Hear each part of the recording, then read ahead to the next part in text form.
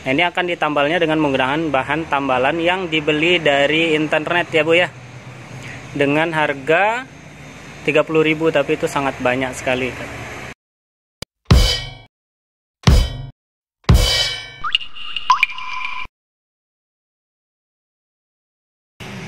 Assalamualaikum warahmatullahi wabarakatuh.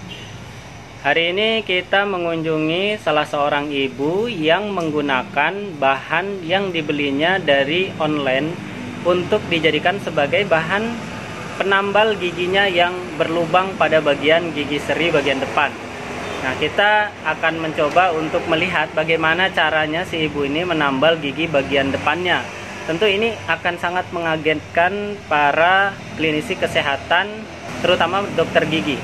Oleh karena itu kita akan melihat bagaimana proses pembuatan gigi tersebut, dan kita akan memberikan pemahaman kepada pasien ini bagaimana yang seharusnya dan bagaimana efek dari penggunaan bahan tersebut.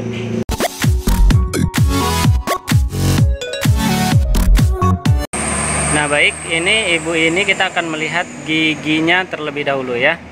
Nah ini giginya. Jadi pada bagian depan ya terlihat bolong. Nah, ini akan ditambalnya dengan menggunakan bahan tambalan yang dibeli dari internet ya Bu ya. Dengan harga 30.000, tapi itu sangat banyak sekali. Oke.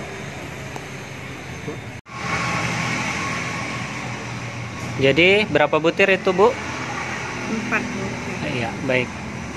4 butir ya, berarti dimasukkan ke dalam air panas Bu ya. Ya. Nah, kemudian ditunggu sampai dia nanti menjadi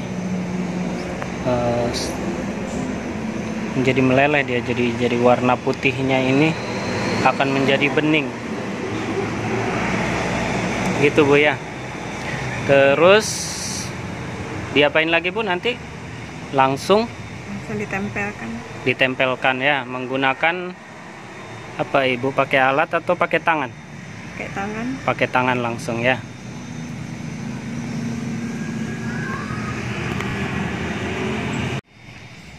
Oke, selanjutnya diambil lalu dipasang ya. Pasang.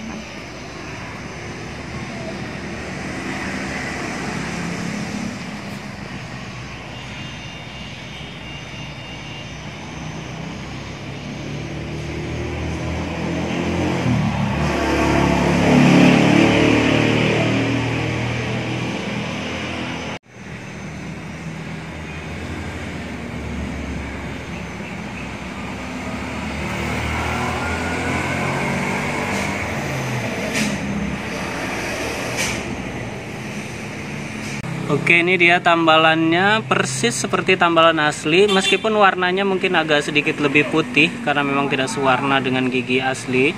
Tapi kalau kita lihat rapi dan gak ada bedanya juga ya dengan dibuat tambalan oleh dokter gigi.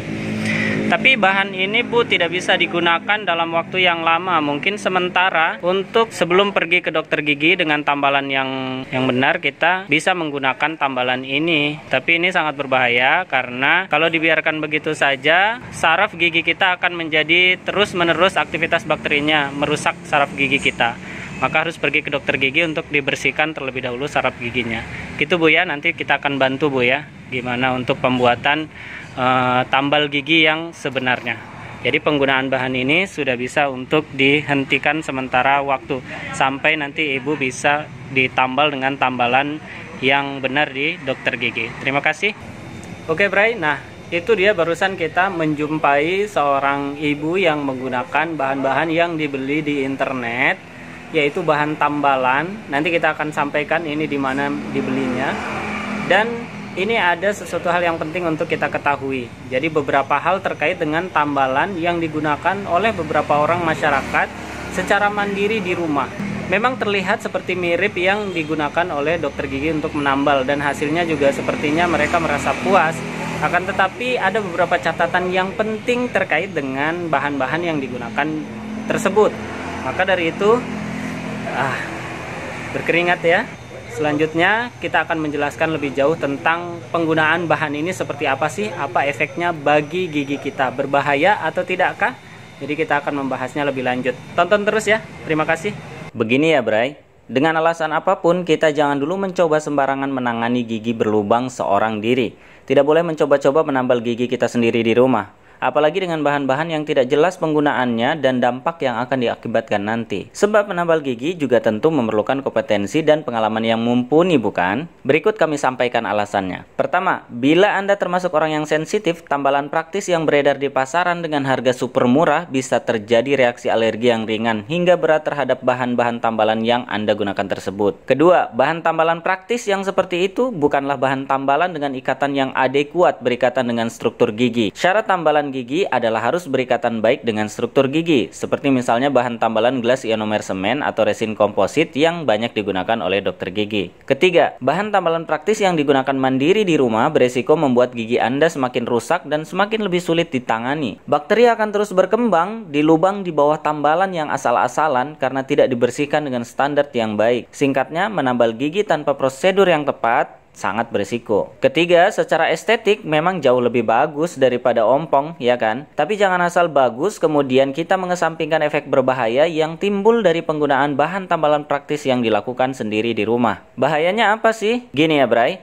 itu gigi berlubangmu ada isi bakterinya dan sisa-sisa jaringan nekrotik. Ingat ya, bakteri bukan ulat gigi. Jadi butuh untuk dibersihkan dulu sebersih-bersihnya. Nggak bisa pakai alat-alat sederhana. Harus pakai bur, ekstavator, sonde, kaca mulut, dan beragam peralatan dokter gigi lainnya. Lah, kamu ngerasa udah bener membersihkan lubang gigi cuma dengan modal tusuk gigi dan cotton bud. Terus berani-beraninya langsung nambal gigi tersebut dengan bahan yang tidak jelas lagi. Untuk sekedar kamu tahu, beda kedalaman gigi, beda lagi loh penanganannya. Beda pula bahan-bahan yang akan digunakan untuk menambal gigi tersebut serta membutuhkan alat-alat tambahan lainnya. Sampai di sini kamu akan tahu betapa menambal gigi saja butuh kerja yang tidak mudah dan butuh ilmu serta keahlian khusus yang hanya dimiliki oleh dokter gigi. Sekarang pertanyaannya, apakah bahan itu boleh digunakan? Ya boleh-boleh aja, tapi bukan untuk nambal gigi ya. Lantas untuk apa? Bisa untuk nambal ban, nambal seng bocor, nambal ember yang bocor, atau nambal hatimu yang terluka. Oke Bray, beri kami subscribe dan tekan tombol loncengnya. Like, komen, dan share video ini agar kami lebih semangat lagi membangun channel informatif dunia kesehatan lainnya. Demikian ya, semoga bermanfaat dan sampai jumpa.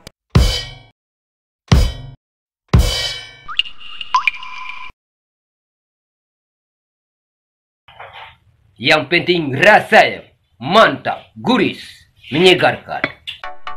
Kamu tahu nggak Bray, kandungan fluoride dalam teh punya dua sisi yang menguntungkan dan tidak.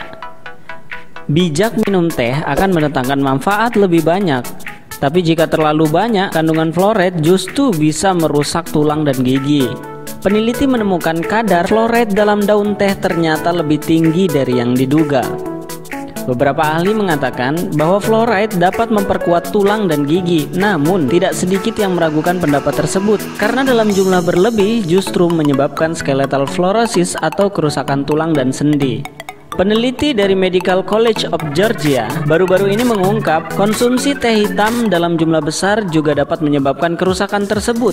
Dari pasien yang diamati, sebagian besar punya kebiasaan minum teh dalam jumlah yang besar, yakni 1-2 galon per hari, yaitu 3-7 liter selama 10-30 tahun.